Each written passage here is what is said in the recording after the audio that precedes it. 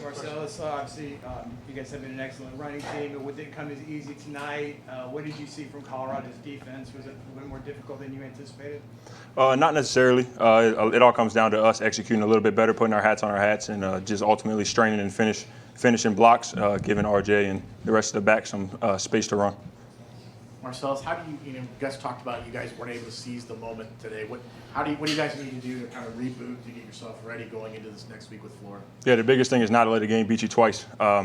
Just get in tomorrow, break down the tape, see what we got to improve on, and then at the end of the day, clear it because we got a new opportunity coming up next week. Marcellus, obviously, like you mentioned, you're going to watch tape during the week, but throughout the week, Coach Prime was very public about, good attack box and pray, basically, try to stop the run. Did you see what that was happening? Did that bring you difficulty? I wouldn't necessarily say that. We played a good team. They did.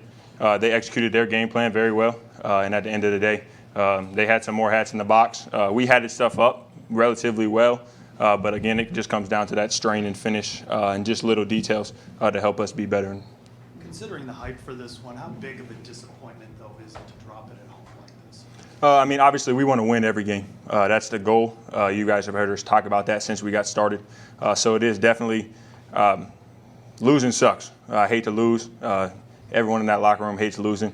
We had fans come out this morning and even to the game, huge crowd there to support us. We feel like we let them down too, but we just want to encourage them to keep coming out. We're going to get in tomorrow, get better, and bounce back next week. At the point of attack, what was maybe the things that they did that were successful throughout the course of the game to get in the backfield and to slow down what has been the #1 rushing attack in the country?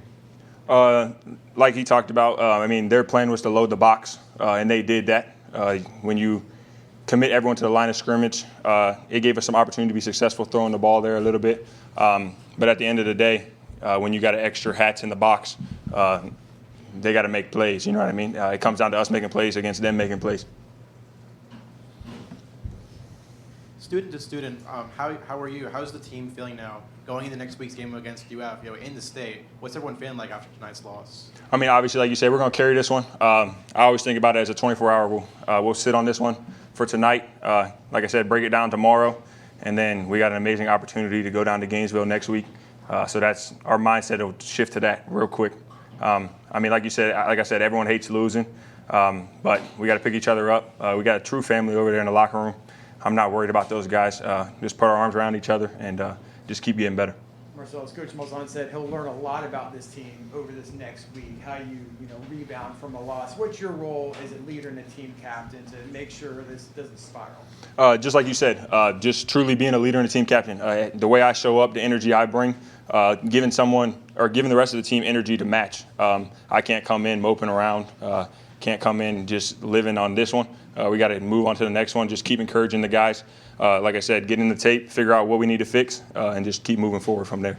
Marcellus, what have you seen from KJ? It was a rough night for him, obviously, tonight, but what have you seen from him in the pocket, in the locker room, those kind of things? He's truly a ball player. I love blocking for him. We got to do a better job. He took some unnecessary hits that he shouldn't have today, and that comes on us up front. I even take personal responsibility as a leader on the O-line. That comes down to us executing our assignments at a high level consistently. But at the end of the day, he's a ball player. He's going to make plays when we need him to, and he does a great job leading our team.